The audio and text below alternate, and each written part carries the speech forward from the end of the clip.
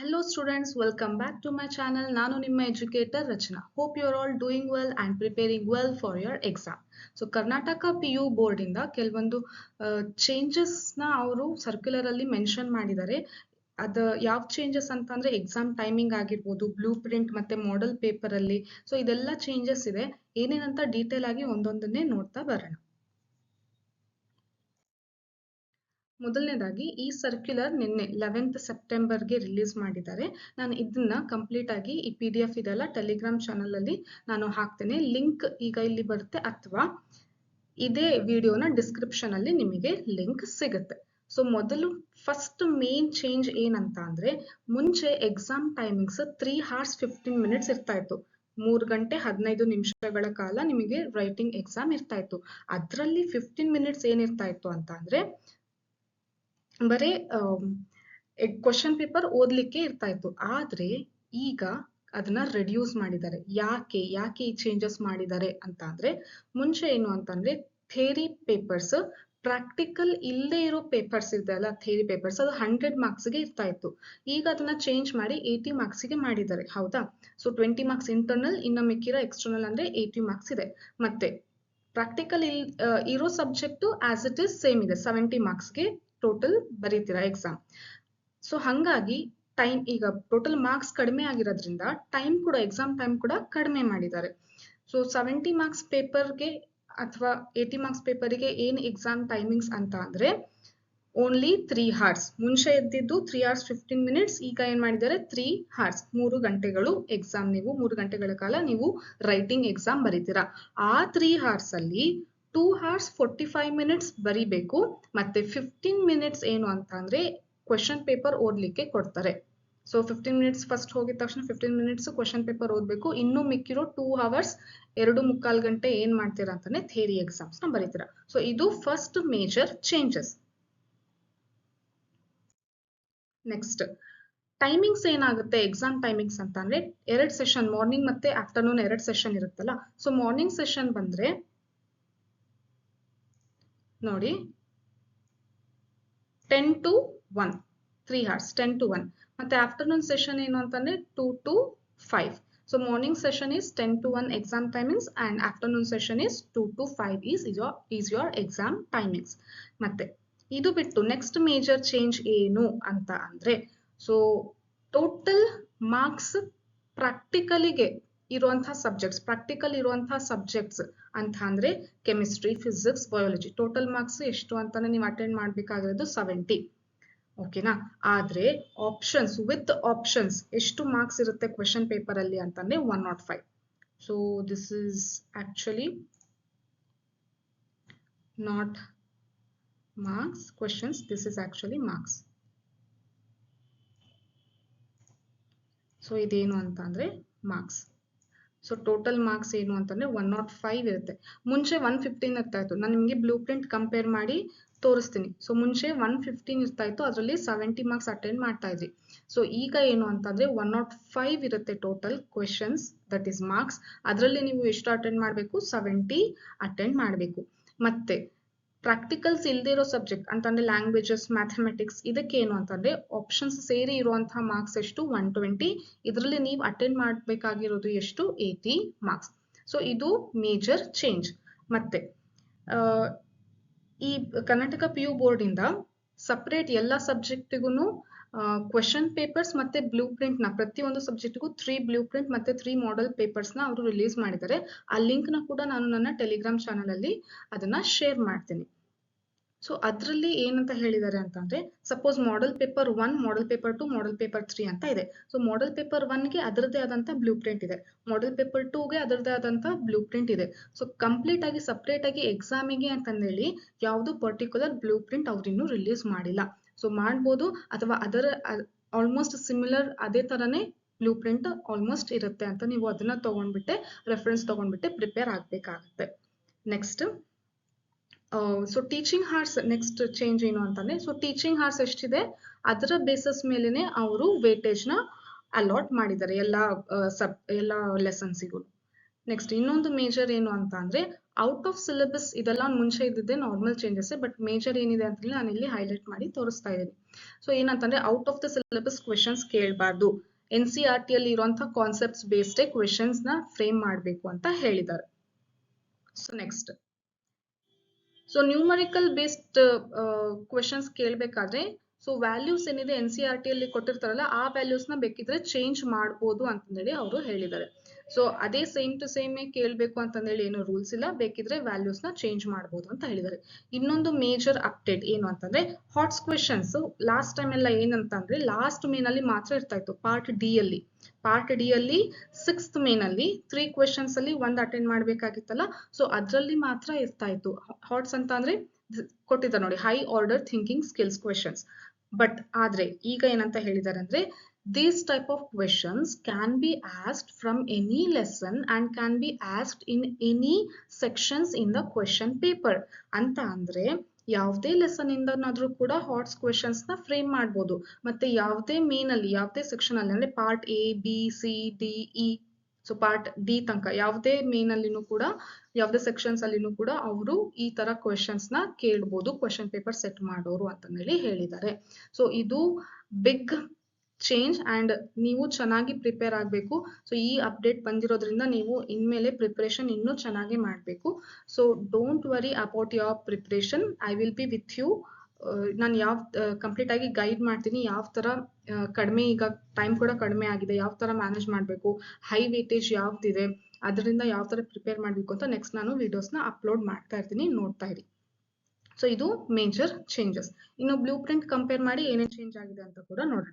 So this is old blue print and this is new blue print. So ಏನಂತ ಅಂದ್ರೆ first ಏನಿದೆ ಅಲ್ಲ, that is part A, ಅದರಲ್ಲಿ 2 ಇರುತ್ತೆ. ಎ ದಟ್ ಈಸ್ 1 and 2 ಅಂತ. 1 ಅಂತ ಅಂದ್ರೆ MCQ ಇರುತ್ತೆ, 2 ಅಂತ ಅಂದ್ರೆ ಫಿಲ್ ಇನ್ ದ ಬ್ಲಾಂಕ್ಸ್ ಇರುತ್ತೆ. ಸೊ 1 MCQ ಅಲ್ಲಿ ಏನು ಚೇಂಜ್ ಆಗಿಲ್ಲ. ಪಾರ್ಟ್ ಎ ಅಲ್ಲಿ 1 ಇದೆ ಅಲ್ಲ, ಅದು ಏನು ಚೇಂಜಸ್ ಇಲ್ಲ. ಸೊ 15 MCQ ಇರುತ್ತೆ, 15 MCQs ನ ಅಟೆಂಡ್ ಮಾಡಬೇಕು. ನೆಕ್ಸ್ಟ್ ಪಾರ್ಟ್ ಬಿ ಅಲ್ಲಿ ಫಿಲ್ ಇನ್ ದ ಬ್ಲಾಂಕ್ಸ್ ಅಲ್ಲಿನೂ ಕೂಡ 5 ಫಿಲ್ ಇನ್ ದ ಬ್ಲಾಂಕ್ಸ್ ಇರುತ್ತೆ, 5 fill in the blanks attend ಮಾಡಬೇಕು. ಆದ್ರೆ ನೀವು ಮಾಡೆಲ್ ಪೇಪರ್ ನೋಡಿದ್ರೆ ಒಂದು ಚೇಂಜಸ್ ನಿಮಗೆ ಏನ್ ಕಾಣಿಸುತ್ತೆ ಅಂತ ಅಂದ್ರೆ ಫಿಲ್ ಇನ್ ದ ಬ್ಲಾಂಕ್ಸ್ ಅಲ್ಲಿ ಟೋಟಲ್ ಆಗಿ 5 ಕ್ವೆಶನ್ಸ್ ಇತ್ತು, ಅಂದ್ರೆ 5 ಆಪ್ಷನ್ಸ್ ಇರ್ತಾ ಇತ್ತು ಮುಂಚೆ. ಆದ್ರೆ ಈಗ ಒಂದು ಆಪ್ಷನ್ ಎಕ್ಸ್ಟ್ರಾ ಕೊಟ್ಟಿರ್ತಾರೆ, ಅಂದ್ರೆ 6 ಆಪ್ಷನ್ಸ್ ಇರುತ್ತೆ. ಅದರಲ್ಲಿ ನೀವು 5 ಕ್ವೆಶನ್ಸ್ಗೆ ಚೂಸ್ ಮಾಡ್ಕೊಂಡ್ಬಿಟ್ಟು ಫಿಲ್ ಮಾಡಬೇಕು ಫಿಲ್ ಇನ್ ದ ಬ್ಲಾಂಕ್ಸ್ ಅಲ್ಲಿ. ಇದು ಒಂದು major change. Next part B ಅಲ್ಲಿ 2 marks question. So 2 marks question ಅಲ್ಲಿ ಮುಂಚೆ 8 ಕ್ವೆಶನ್ಸ್ ಇರ್ತಾ ಇತ್ತು, ಅದರಲ್ಲಿ 5 ಅಟೆಂಡ್ ಮಾಡಬೇಕಾಗಿತ್ತು. ಆದ್ರೆ ಈಗ ಏನಂತ ಅಂದ್ರೆ 7 ಕ್ವೆಶನ್ಸ್ ಇದೆ, ಅದರಲ್ಲಿ 5 ಅಟೆಂಡ್ ಮಾಡಬೇಕು ಅಂತಂದ್ರೆ 2 ಎಕ್ಸ್ಟ್ರಾ ಕ್ವೆಶನ್ಸ್ ಇರುತ್ತೆ, ಸರಿನಾ.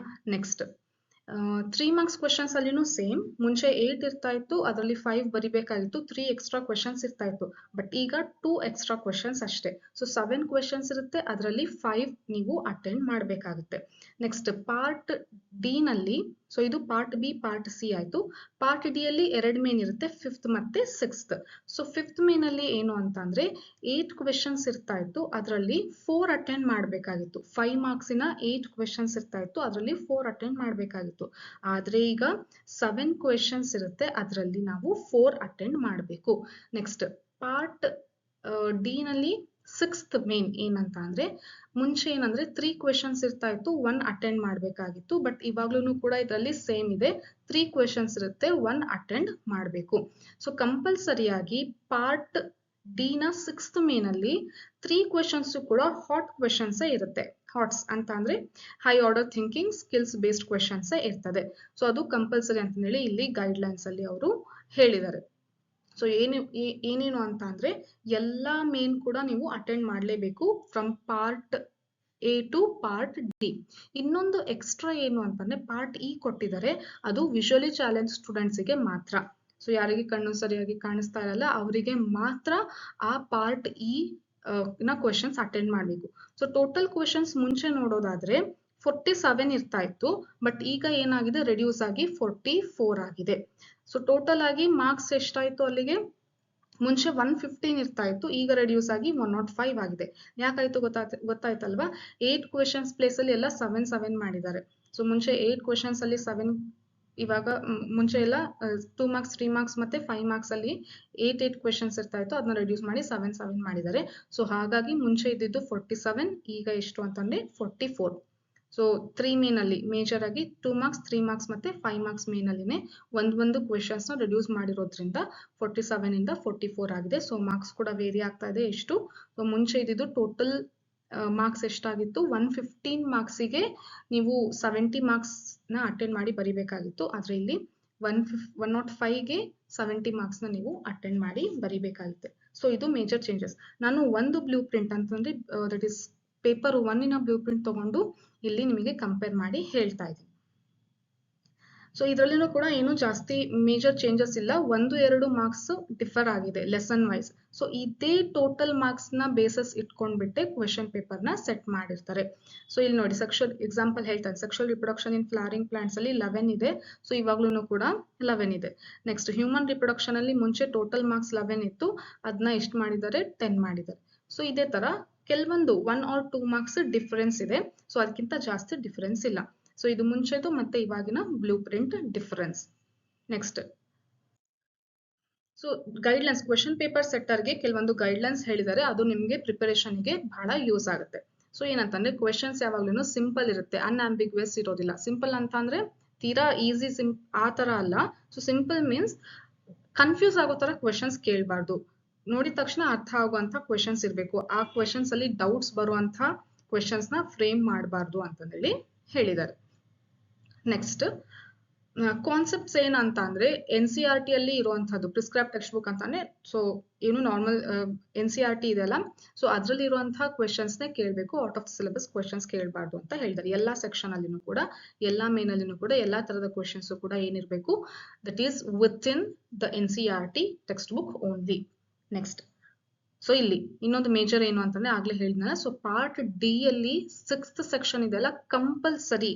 So compulsory simple easy questions ಇರಬಾರ್ದು. ಯಾವ್ದು ಇರಬೇಕು, ಸಪೋಸ್ ಅಪ್ಲಿಕೇಶನ್, ರೀಸನಿಂಗ್, ಅನಾಲಿಟಿಕಲ್ ಈ ಟೈಪ್ ಕ್ವೆಶನ್ ಅಲ್ಲ, ಕಂಪ್ಲೀಟ್ ಆಗಿ ಕಂಪಲ್ಸರಿ ಏನಿರಬೇಕು ಹಾಟ್ಸ್ ಕ್ವೆಶನ್ಸ್ ಇರಬೇಕು, high order thinking skills questions ಇರಬೇಕು ಅಂತ ಹೇಳಿದ್ದಾರೆ. ನೆಕ್ಸ್ಟ್ ಸೊ ದಿಸ್ blueprint ಇದೆ ಅಲ್ಲ, the question paper should be prepared on the individual blueprint on the basis of weightage of marks fixed for each chapter and units. Suppose ಈಗ sexual reproduction in flowering plants ಈಗ 11 marks ಇದೆ ಅಂತಂದ್ರೆ 11 marks ಇಂದಾನೆ ಕೇಳಬೇಕು. ಆದ್ರೆ ಅದರಲ್ಲಿ questions suppose 5 marks ಇಂದ 3 marks ಇಂದ 2 ಮಾರ್ಕ್ಸ್ 1 ಮಾರ್ಕ್ಸ್ ಅಲ್ಲಿ 2 ಮಾರ್ಕ್ಸ್ 1 ಮಾರ್ಕ್ಸ್ ಅಲ್ಲಿ ಏನಾದ್ರು ಸ್ವಲ್ಪ ವೇರಿ ಮಾಡ್ಬೋದು, ಬಟ್ ಕಂಪಲ್ಸರಿ ಆ ಲೆಸನ್ ಇಂದ 11 ಮಾರ್ಕ್ಸ್ ಕೇಳಬೇಕು ಅಂತ ಹೇಳಿದ್ದಾರೆ. ಸೊ ಅದು ಬಿಟ್ಬಿಟ್ಟು ನಾನು ಆ ಲೆಸನ್ ಚೆನ್ನಾಗ್ ಅನ್ಸ್ತಾ ಇದೆ, ನಾನು 15 ಮಾರ್ಕ್ಸ್ ಆ ಲೆಸನ್ ಇಂದಾನೆ ಕೇಳ್ತೀನಿ ಅಂತ ಅಂದ್ರೆ ಅದು ರಾಂಗ್. ಸೊ ಅಲ್ಲಿ ಎಷ್ಟು ಅಲಾಟ್ ಮಾಡಿದಾರಲ್ಲ ಅದೇ ತರನೇ ಇರಬೇಕು. ಬ್ಲೂ ಪ್ರಿಂಟ್ ಅಲ್ಲಿ ಯಾವ ತರ ಕೊಟ್ಟಿದಾರಲ್ಲ, 1 ಲೆಸನ್ಗೆ ಎಷ್ಟು ಮಾರ್ಕ್ಸ್, ಟೋಟಲ್ 1 ಯೂನಿಟ್ಗೆ ಎಷ್ಟು ಮಾರ್ಕ್ಸ್ ಆಗುತ್ತೆ ಅಂತ, ಸೊ ಅದೇ ತರನೇ ಕೇಳಬೇಕು ಅಂತ ಹೇಳಿದ್ದಾರೆ.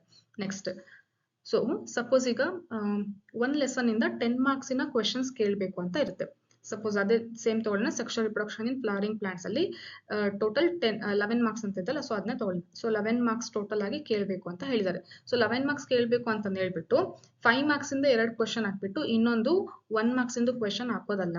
ಸೊ ಯಾವ ತರ ಸ್ಪ್ಲಿಟ್ ಮಾಡಬೇಕು, 5 ಮಾರ್ಕ್ಸ್ ಇಂದು ಇರಬೇಕು, 3 ಮಾರ್ಕ್ಸ್ ಇಂದು ಇರಬೇಕು, 2 ಮಾರ್ಕ್ಸ್ ಇಂದು ಇರಬೇಕು, 1 ಮಾರ್ಕ್ಸ್ ಇಂದು ಕೂಡ ಇರಬೇಕು. ಸೊ ಆ ತರ ಸ್ಪ್ಲಿಟ್ ಮಾಡಿ ಕರೆಕ್ಟ್ ಆಗಿ ಕೇಳಿ. ಸೊ ಒಂದೇ ಮೇನಲ್ಲಿ ಒಂದೇ ಕ್ವೆಶನ್ ನ ಜಾಸ್ತಿ ಕ್ವೆಶನ್ಸ್ ಇರಬಾರ್ದು ಅಂತ ಹೇಳಿ ಅವರು ಹೇಳಿದ್ದಾರೆ. ಒಂದೇ ಲೆಸನ್ ನ ಜಾಸ್ತಿ ಕ್ವೆಶನ್ಸ್ ಇರಬಾರ್ದು ಅಂತ ಹೇಳಿದ್ದಾರೆ. Next one question carrying 3 or 5 marks split. Suppose ಈಗ 3 marks 5 marks questions split questions ಬರುತ್ತೆ. ಸೊ ಬಯಾಲಜಿನಲ್ಲಿ ಇದೆ, ಕೆಮಿಸ್ಟ್ರಿಯಲ್ಲಿ ಜಾಸ್ತಿ ಆ ತರ ಸ್ಪ್ಲಿಟ್ ಕ್ವೆಶನ್ಸ್ ಬರುತ್ತೆ. ಸೊ ಈ ಸ್ಪ್ಲಿಟ್ ಕ್ವೆಶನ್ಸ್ ಬಂದಾಗ ಆ ಸಬ್ ಕ್ವೆಶನ್ ಏನಿದೆ ಅಲ್ಲ, ಅದು ಅದೇ ಲೆಸನ್ನಿನ ಕಾನ್ಸೆಪ್ಟ್ ಇರಬೇಕು ಅಥವಾ ಅದೇ ಲೆಸನ್ನಿನ ಬೇರೆ ಕಾನ್ಸೆಪ್ಟ್ ಇರಬೇಕು, ಲೆಸನ್ ಚೇಂಜ್ ಮಾಡೋ ಹಾಗಿಲ್ಲ.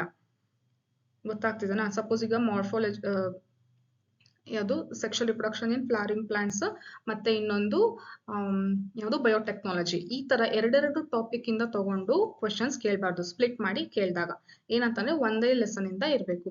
ಸಪೋಸ್ ಈಗ ಬಯೋಟೆಕ್ನಾಲಜಿ ಮಾಡ್ತಾರೆ ಅಂದ್ರೆ ಅದರಿಂದಾನೇ ಇರಬೇಕು, ಅಪ್ಲಿಕೇಶನ್ಸ್ ಇದೆ ಅಂತಂದ್ರೆ ಅದರಿಂದಾನೇ ಸ್ಪ್ಲಿಟ್ ಕ್ವೆಶನ್ಸ್ ಕೂಡ ಕೇಳಬೇಕು. ಆಮೇಲೆ ಪ್ರೊಸೆಸಸ್ ಇದೆ, ಬಯೋಟೆಕ್ನಾಲಜಿ ಪ್ರೊಸೆಸ್ ಅಂದ್ರೆ ಅದರಿಂದಾನೇ ಇರಬೇಕು. ಸೊ ಆ ತರ ಬೇರೆ ಬೇರೆ ಲೆಸನ್ ಇಂದ ಸ್ಪ್ಲಿಟ್ ಕ್ವೆಶನ್ಸ್ ನ ಫ್ರೇಮ್ ಮಾಡೋ ಹಾಗಿಲ್ಲ ಅಂತ ಹೇಳ್ತಾ ಇದ್ದಾರೆ. ನೆಕ್ಸ್ಟ್ ಯಾವ ತರ ಕ್ವೆಶನ್ಸ್ ನ ಅವಾಯ್ಡ್ ಮಾಡಬೇಕು ಕ್ವೆಶನ್ ಪೇಪರ್ ಸೆಟ್ ಮಾಡ್ಬೇಕಾದ್ರೆ ಅಂತ ಅಂದ್ರೆ, ಈ ಟೈಪ್ ಕ್ವೆಶನ್ಸ್ ಏನಂತ ಅಂದ್ರೆ frame only except neat labelled diagram. Suppose ಈಗ ಒಂದು ಕ್ವೆಶನ್ ಕೇಳಿದರೆ explain the concept with neat labelled diagram, ಈ ತರ ಕ್ವೆಶನ್ಸ್ ನ ಅವಾಯ್ಡ್ ಮಾಡಿ. Either you ask explanation completely with the diagram wherever it is necessary, but don't ask questions with neat label diagram also, and also expecting students to explain the whole concept clearly. So ಈ ತರ questions ಕೇಳಬೇಡಿ ಅಂತ ಹೇಳ್ತಾ ಇದ್ದಾರೆ. Suppose ಈಗ neat labelled diagram ಅಂತ ಇದ್ರೆ complete ಆಗಿ ಅದು 5 ಮಾರ್ಕ್ಸ್ಗೆ ಇದ್ಬಿಡ್ಲಿ. Draw neat label diagram of male reproductive system, ಈ ಟೈಪ್. ಮತ್ತೆ ಅದಕ್ಕೆ ಎಕ್ಸ್ಪ್ಲನೇಷನ್ ಕೂಡ ಕೇಳಿ, ಆ ತರ ಕ್ವೆಶನ್ಸ್ ನ ಅವಾಯ್ಡ್ ಮಾಡಿ ಅಂತ ಹೇಳಿದ್ದಾರೆ. ನೆಕ್ಸ್ಟ್, ಸ್ವಲ್ಪ 1 ಮಾರ್ಕ್ಸ್ ಅಥವಾ 1% ವೇರಿ ಆದ್ರೆ ಪರವಾಗಿಲ್ಲ, ಅದು ಜಾಸ್ತಿ ವೇರಿ ಆಗಬಾರ್ದು ಅಂತ ಹೇಳಿದ್ದಾರೆ. ಕ್ವೆಶನ್ ಪೇಪರ್ ಸೆಟ್ ಮಾಡ್ಬೇಕಾದ್ರೆ ಅಂತಂದ್ರೆ ಟೋಟಲ್ ಆಗಿ ಎಷ್ಟಿರ್ಬೇಕು, 105ನೇ ಇರಬೇಕು, ಅದಕ್ಕಿಂತ ಜಾಸ್ತಿ ಅಥವಾ ಕಡಿಮೆ ಇರಬಾರ್ದು. ಸೊ ಎಲ್ಲ ಸೇರಿಸಿ ಎಷ್ಟಿರ್ಬೇಕು, 105 ಮಾರ್ಕ್ಸ್ ಆಗಬೇಕು ಅಂತ ಹೇಳ್ತಾರೆ. ಸೊ ಇದು ಮೇಜರ್ ಚೇಂಜಸ್ ಆಗಿದೆ. ನಾನು ಲಿಂಕ್ ನ ಟೆಲಿಗ್ರಾಮ್ ಅಲ್ಲಿ ಹಾಕಿರ್ತೀನಿ. ಮತ್ತೆ ನೆಕ್ಸ್ಟ್ ಯಾವ ತರ ಪ್ರಿಪೇರ್ ಆಗಬೇಕು ಅಂತಲೂ ಕೂಡ ವಿಡಿಯೋ ಮಾಡ್ತೀನಿ. So stay tune. ಯಾರೆಲ್ಲ ಇನ್ನೂ ಸಬ್ಸ್ಕ್ರೈಬ್ ಮಾಡಿಲ್ಲ, ಚಾನಲ್ನ ಸಬ್ಸ್ಕ್ರೈಬ್ ಮಾಡಿ, ಲೈಕ್ ಮಾಡಿ, ಮತ್ತೆ ಫ್ರೆಂಡ್ಸ್ ಜೊತೆ ಕೂಡ ಈ ಇನ್ಫಾರ್ಮೇಶನ್ ಶೇರ್ ಮಾಡಿ. ಅವ್ರಿಗೂ ಪ್ರಿಪ್ರೇಷನ್ ಆಗ್ಲಿಕ್ಕೆ, ಎಕ್ಸಾಮ್ ಪ್ರಿಪ್ರೇಷನ್ಗೆ ಹೆಲ್ಪ್ ಆಗುತ್ತೆ. ಮತ್ತೆ ಏನಾದರೂ ಡೌಟ್ಸ್ ಇದ್ರೂ ಕೂಡ ಕಮೆಂಟ್ ಮಾಡಿ. Stay tune. Prepare well for your exams. Thanks for the watching. Bye bye.